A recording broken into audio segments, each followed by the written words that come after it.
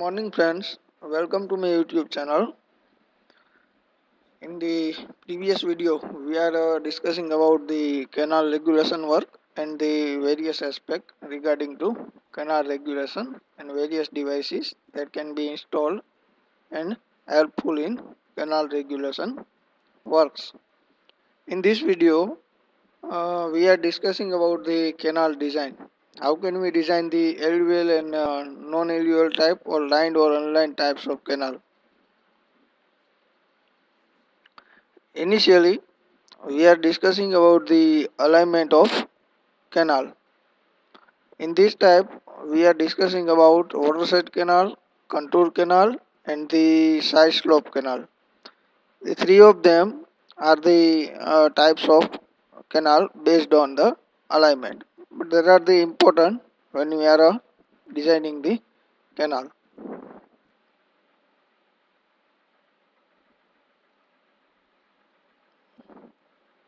Now that are the watershed canal. Watershed canal is generally aligned parallel to the river. It is called the watershed perpendicular to the river. It is called watershed canal or the ridge canal.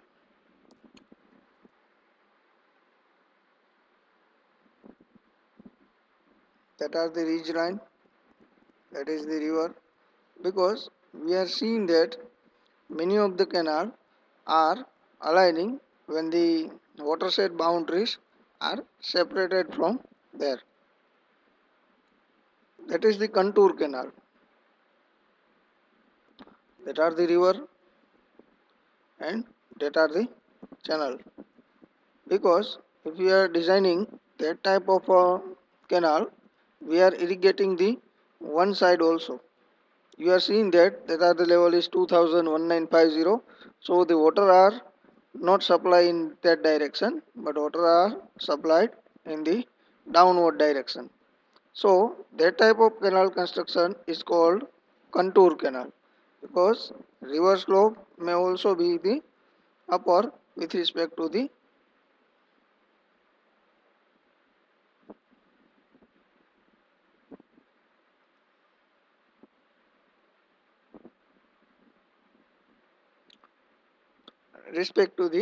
channels. Next is the side slope canal. That is the side slope channel.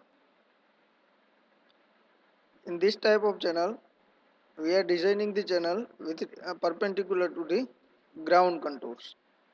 In that case, we are irrigating the both side of the irrigation channel. So that type of canal is very useful for our utility purpose and the supplying of irrigation water. Now that are the layout of a distribution system for canal irrigation. In that system, we are using the different channels with respect to its size. First is the main feeder canal or the river. We have main source of water is the river. That are the silt extruder, that are the weir and barrage for increasing the height to divert the water into the canal, because the bed level of the canal is lower with respect to the irrigation channel. Next is the canal head regulator. So that are the very useful component for supplying the water or diverting the water into the canal with respect to required quantity. That are the main canal. That is the connecting link with the river. That is the branch canal. That discharge is 30 meter cube per second or the 30 cumex. That discharge is larger than the 30 cumex. After that, the distributary channel, that discharge is less than 30 cumex. Meter cube per second is called cumex. And that next is another diverting into the channel is minor channel. After the branch channel, the water are delivered to the minor channel. That may be number of minor channels are separated from the distributary, or that may be number of distributary that can be separated from the branch canal based on the design and the utility requirement of that particular area. That are the outlet that are divert the water into the field, and that channel is called water course.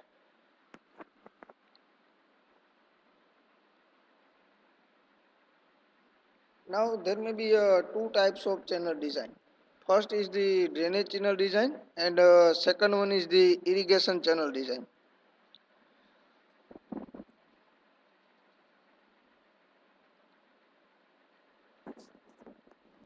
In the design parameters, first we are considering naturally vary according to the type of soil. Because if we are designing the drainage, we are not having any lining materials on the surface of the lined channel. Velocity of flow in the canal should be critical. So no scouring and no sedimentation has been occurred. We have previously seen that the design of canal mainly alluvial channels based on the Kennedy's theory and Lacey's theory, and it should be based on the sediment load like a silt factor.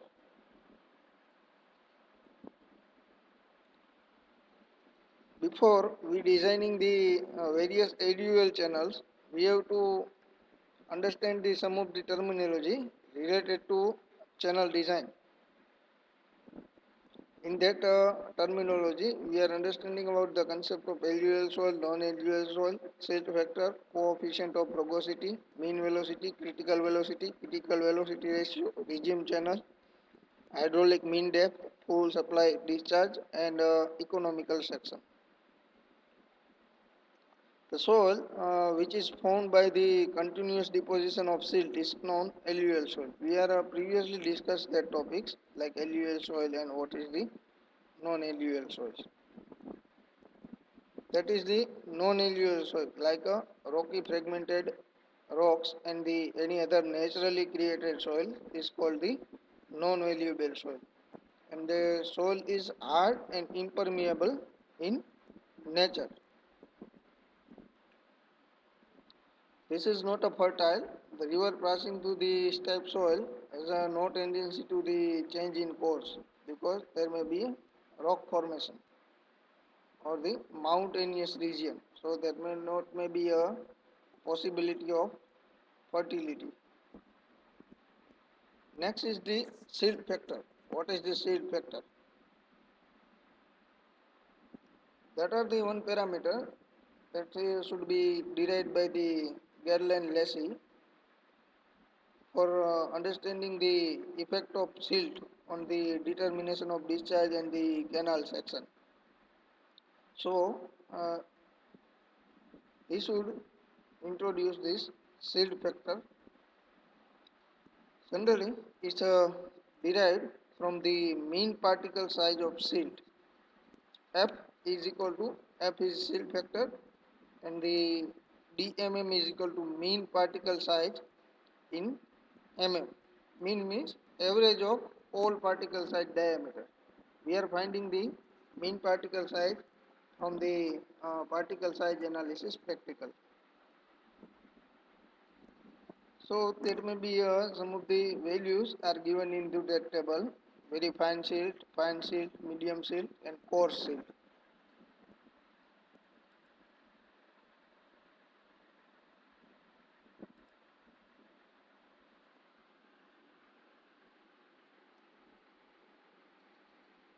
Now, the roughness of canal bed, it is called rugosity coefficient. Right? How is the roughness of the canal beds, and that creates the ripples on the beds. We are seen many times is that when flows are pass out from the alluvial channels, we are seeing that undulated bed surfaces on the bottom of the alluvial channels. and this coefficient was introduced by R.G. Kennedy. First shield vector was introduced by the Gerard Lessig, and that vector is important in calculation of mean velocity of flow, and this coefficient is known as coefficient of rugosity, and it is denoted by n. The value of n is dependent on the type of bed material of channel. Now, coefficient of rugosity, earth, masonry, concrete may be different, like value of n, and that are the indication value n. Coefficient of rugosity denoted by small n. Next is the mean velocity. What is the mean velocity? It is found that by the observation, the velocity at a depth of 0.6 d represent the mean velocity, where the d is the depth of water in the canal of river. Current meter is used to measure the velocity, but that may be one of the problems is that when where we have to measure the velocity, that may be a depth variation in the different type of channel. If we are putting current meter at that point, so that may be a velocity different. If we are putting current meter at that point, that may be a velocity different due to the cross sectional area change. That may be velocity is different.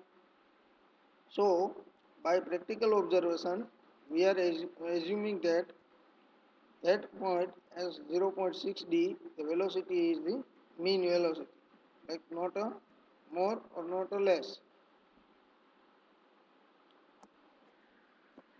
Now, that may be the mean velocity expression. How can we determine the mean velocity? V is equal to C under root RS, and the according to Manning's, V is equal to 1 upon N R2 by 3 and S1 by 2.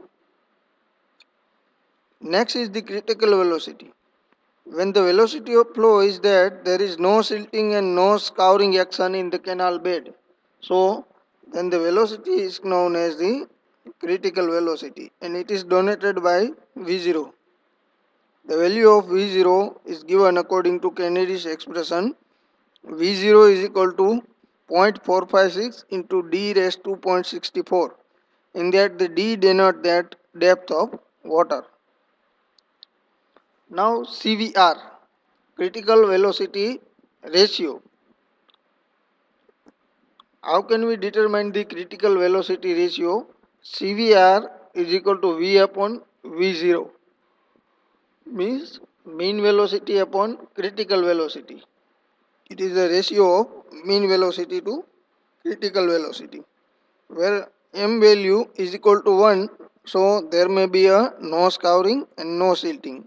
If the m value is greater than 1, so scouring will occur, and if m value is less than 1, silting will occur. So by finding the value of m, the condition of the canal can be predicted whether it have silting or scouring.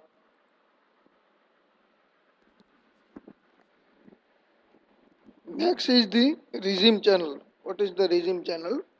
Where the character of bed and bank material of channel are same as that of the transported material, and when the shield charge and shield grade are constant, then the channel is said to be in its regime, and the channel is called regime channel.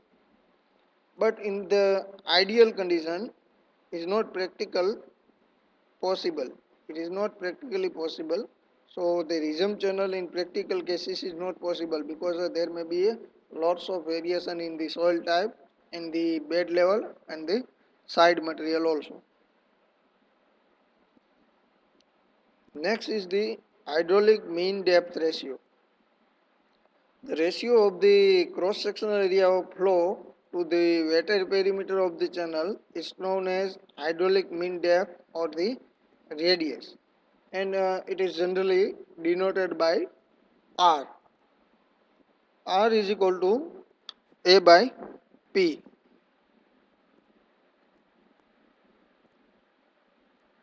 Hydraulic mean depth is depend on the cross sectional area and the wetted perimeter. If the depth of the canal flowing section is changed, so the area of wetted perimeter also change. Full supply discharge. The maximum capacity of canal for which it is designed is known as full supply discharge. The water level of canal corresponding to the full supply discharge is known as full supply level.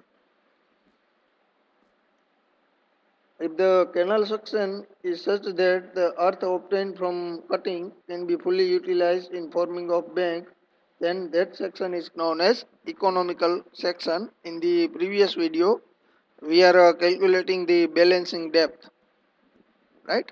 So, what are the balancing depth? We are finding the balancing depth, we are creating the economical section. Now cutting area and filling area, and that are the balancing depth. So that much depth is required for filling section. Now unlined canal design on non-alluvial soil. So that are the another formulas used for the unlined canal design on non-alluvial soil. Non-alluvial soil is a one type of lined channel, right? So we can use some of that formula. V is equal to C under root RS. In that V is equal to mean velocity, C is equal to change constant, R is equal to hydraulic mean depth, and A is equal to base slope in canal. Again, the changes constant C can be calculated using the various formula like Bazin's formula and the Cooter's formula. Cooter's formula are important for us because for calculation using Bazin's formula we require a Bazin's constant. So in the many examples the Bazin constant are not given. So we have to use the n value, coefficient of rugosity, base slope and hydraulic mean depth.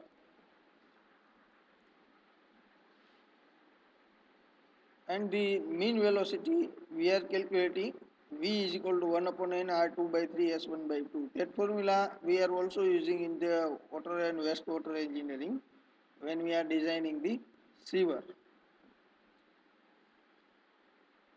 Discharge by the following equation like q is equal to a into e, that are the common formula, and the k value is not given, then we have to assume that for unlined channel k is equal to 1.3 to 1.75, and for line channel k is equal to 0.45 to 0.85.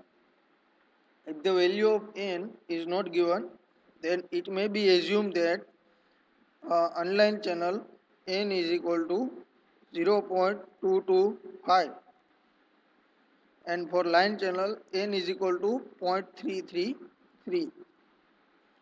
Now we are seeing any of the one problem, design of irrigation channel with the following data. That are the problem, and some of the data is given, and we have to find out the dimension of that particular channel. First is the discharge of channel is 24 cubic, permissible mean velocity is 0.80 meter per second, base slope is 1 in 5000,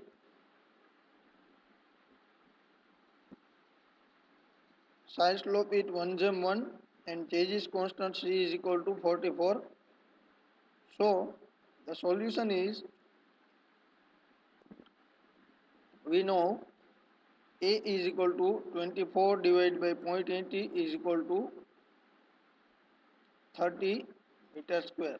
Why we can divide? Because discharge of canal is 24 cumecs. Now we are putting the value of A, we are putting the value of Q and V into the formula A is equal to Q by V. That are the common formula for finding the discharge. Q is equal to A into V, and we are separating the value of A. we can get the value of a 30 meter square.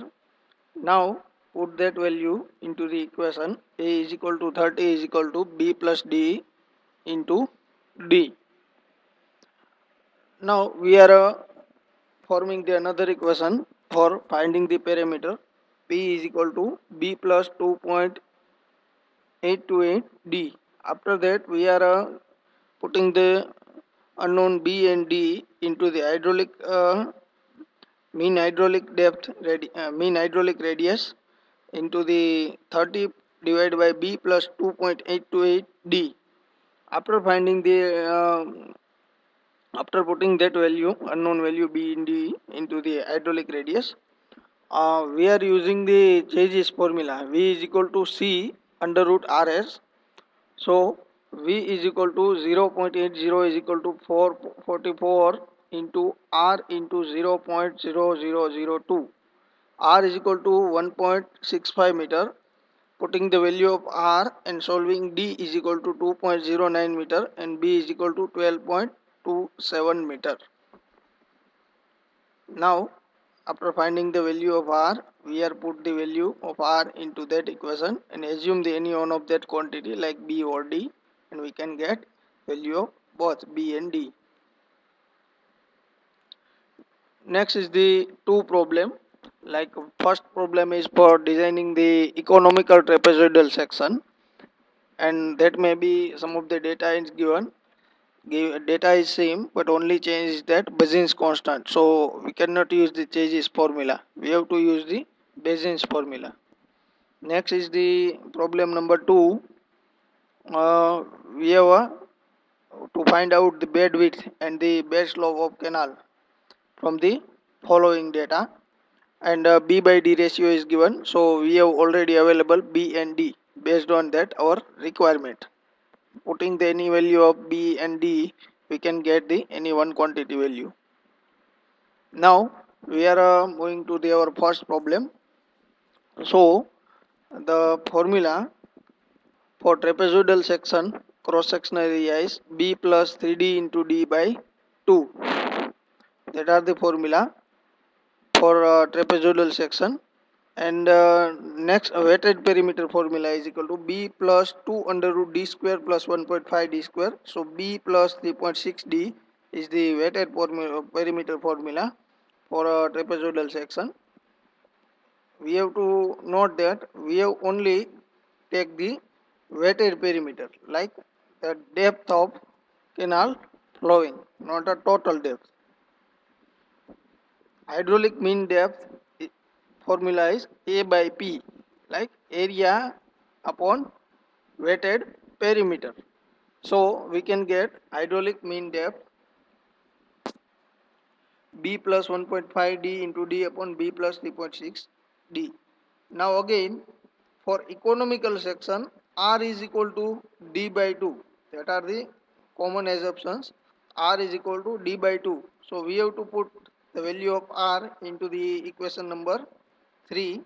R is equal to D by 2 is equal to B plus 1.5 D upon B plus 3.6 D into D. By solving the equation,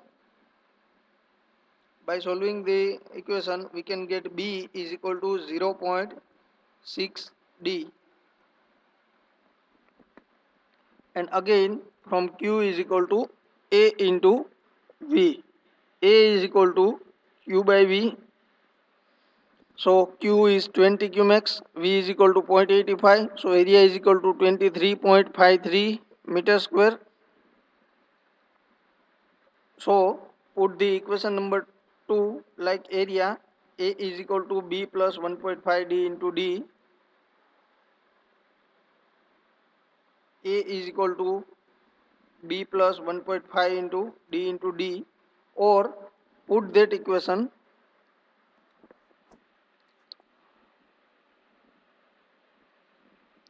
put the value of B is equal to 0.6 D.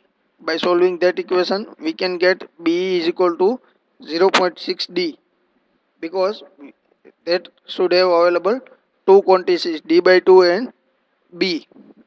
Now the value of D is equal to 3.35 meter.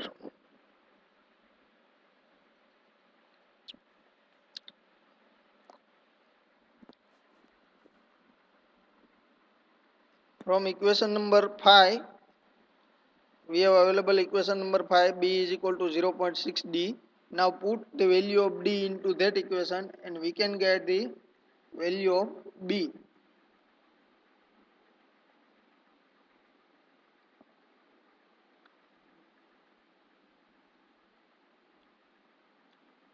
Now if you want to find out the weighted perimeter, PW is equal to B plus 3.6D, and now put that value B and D into that equation and we can get the value of weighted perimeter. PW is equal to 14.07 meter.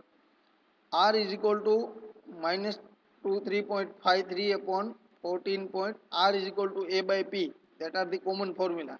So the area is 23.53 upon 14.07 is equal to 1.67 meter. By Bazин's formula, C is equal to 43.5. Bazин's formula used for calculating the value of C. We are previously known what are the Bazин's formula. Put that value into the Bazин's formula. K is given, constant of Bazин's formula, and the another data is also available. So from the Bazин's formula we can derive the value of C, and from the Chase's formula put that value into the Chase's formula and derive the value of S. S is equal to bed slope. So the value of S is equal to 1 upon 4374. Bed width is 2.01 meter, we can derive previously. Depth of water is 3.35 meter and slope is 1 upon 4374. So that is the required data we should have to calculate. In the another case, that may be some B by D ratio is given.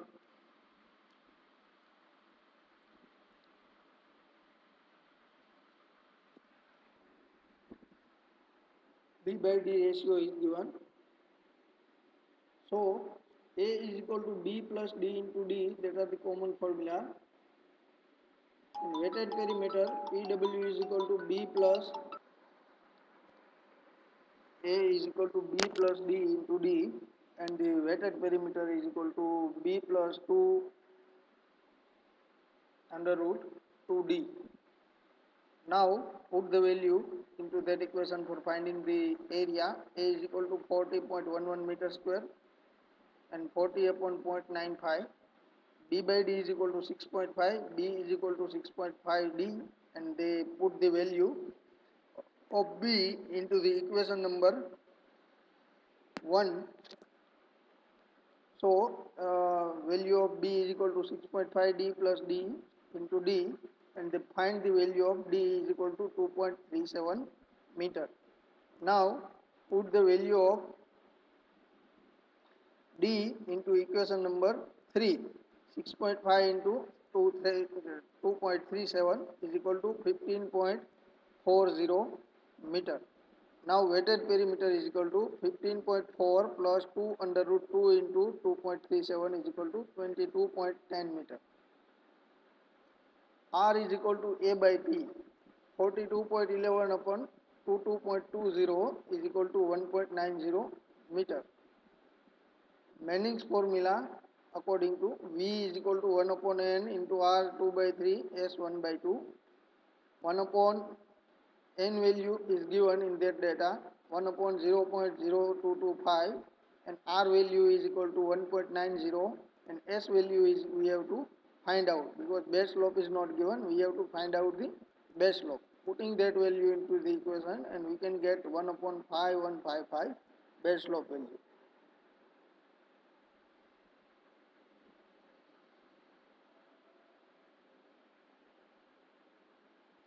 I hope you are enjoying this session and the understanding the designing concepts of the LUL channel sections by using the various equations. So, thank you.